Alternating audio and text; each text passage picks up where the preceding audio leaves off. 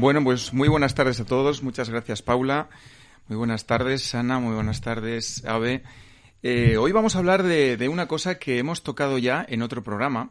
En el primer programa hablábamos de una parte fundamental que es en la enfermedad, que es la gestión emocional, ¿no? En ellas hablábamos de las fases del duelo que nos había descrito la psiquiatra Elizabeth Kubler-Ross, y que decíamos que en una situación de shock se producían exactamente igual que cuando se produce las fases emocionales después del duelo de una persona querida, ¿no? Podemos recordarlas únicamente. Eran primero un shock con una negación, después una ira, que podemos identificar para el programa de hoy como resentimiento, después había una fase de negociación, llegaba finalmente a la fase de tristeza, y cuando ya todo eso estaba superado, llegábamos a la fase de aceptación. Y además comentábamos una cosa muy importante que nos va a venir muy bien para el programa de hoy, por el enfoque que le vamos a dar, y es que así como todos entendemos que con la ira, ¿verdad?, con el resentimiento, nuestro cuerpo se carga de energía, no precisamente para algo positivo, pero se carga de energía, nos prepara de alguna manera, pues en la aceptación decíamos que el nivel energético vital era incluso superior al de la ira, ¿vale? Entonces, este es un punto bastante importante. Pero hoy le vamos a dar un enfoque totalmente distinto, a través de una metodología que yo creo que es muy sencilla, que es el enfoque del coaching ontológico. Y para ello voy a meter primero una pequeña metáfora, ¿no? Podemos imaginarnos todos que estamos caminando. Y cuando caminamos, todos somos conscientes de que al tiempo que tenemos un pie apoyado, por ejemplo, tengo el pie derecho apoyado, elevo el pie izquierdo, adelanto el pie izquierdo y apoyo el pie izquierdo, para luego ¿qué? Levantar el pie derecho que se había quedado atrás. Y así sucesivamente, ¿verdad? De hecho, podemos hablar de caminar hacia adelante cuando el pie que está libre va hacia adelante, caminar hacia atrás, si va hacia atrás, hacia un lado, hacia otro, etcétera. Pero en esta metáfora me interesa mucho que nos quedemos con la idea de que un pie está apoyado y otro pie está libre, está en el aire, ¿vale? Bueno, pues el enfoque que hoy queríamos tratar es cómo podemos analizar el resentimiento y la aceptación y la armonía desde un punto de vista,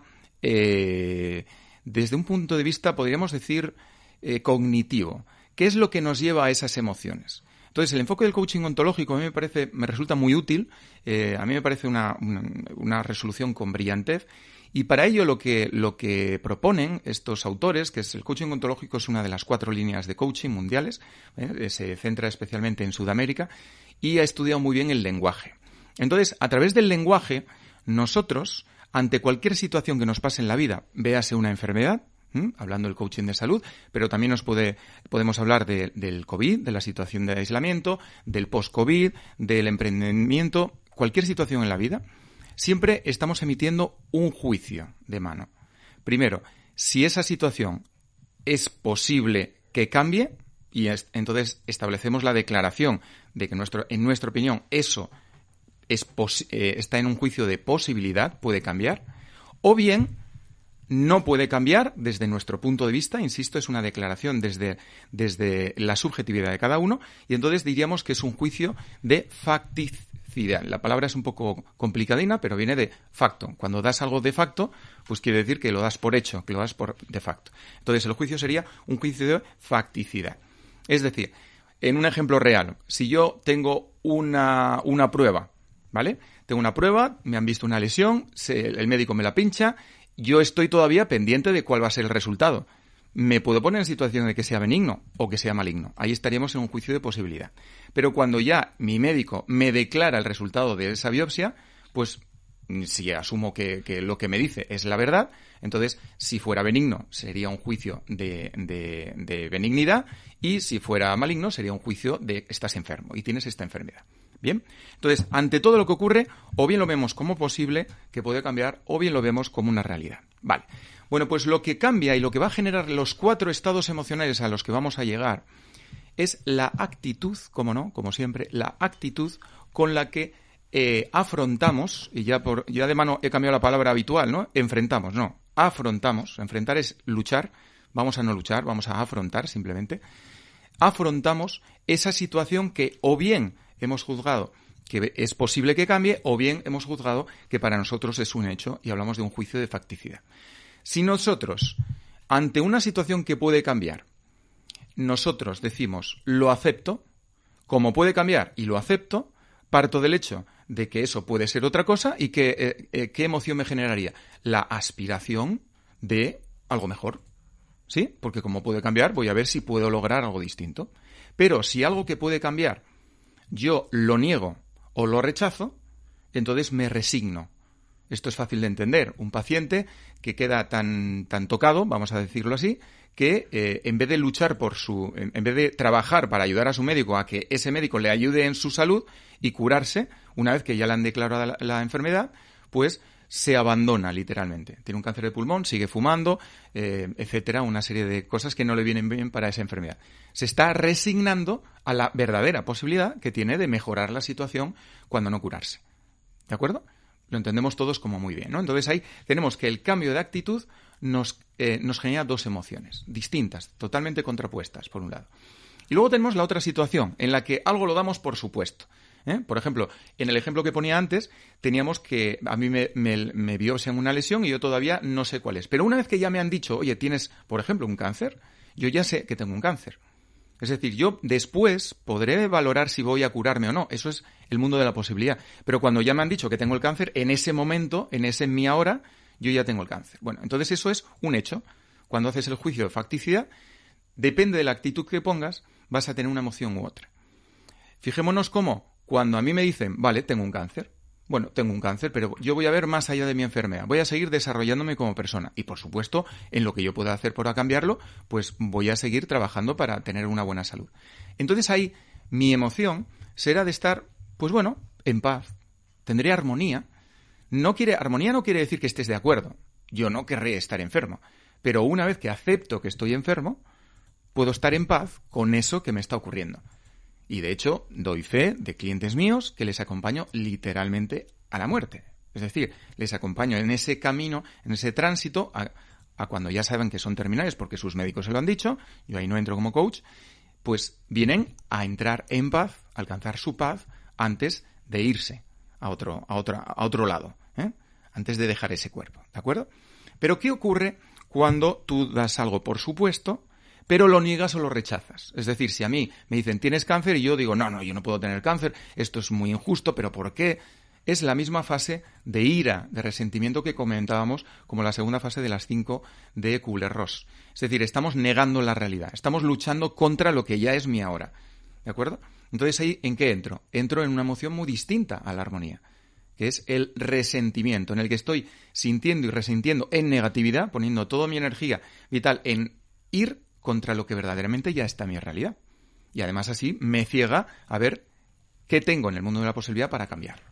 Por lo tanto, si retomo ahora el ejemplo que habíamos comentado, de que caminando siempre ocurre, hay dos momentos, ¿no? En el que está apoyado el pie derecho y el pie izquierdo está elevado, o está el otro, el izquierdo, apoyado y el pie derecho está elevado. En cualquier caso, siempre vemos que hay un baile, hay una secuencia entre lo que tengo que apoyar, porque esto es así, y tienes que apoyar el pie para poder seguir avanzando, porque no puedes levitar, porque no estás volando.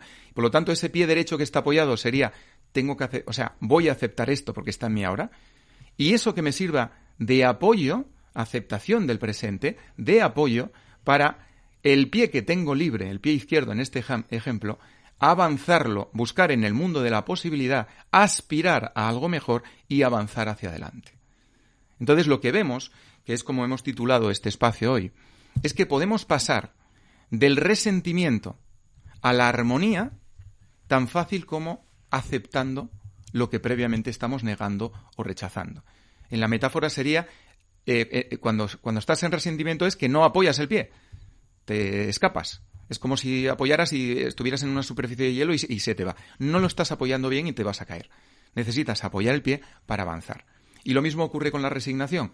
Si nosotros, con algo que podríamos mejorarlo, pero nos negamos y lo rechazamos, aceptamos, partimos de la aceptación de esa realidad y además de la aceptación de esa posibilidad, podríamos pasar de una resignación muy negativa para nosotros a una aspiración a que las cosas vayan mejor.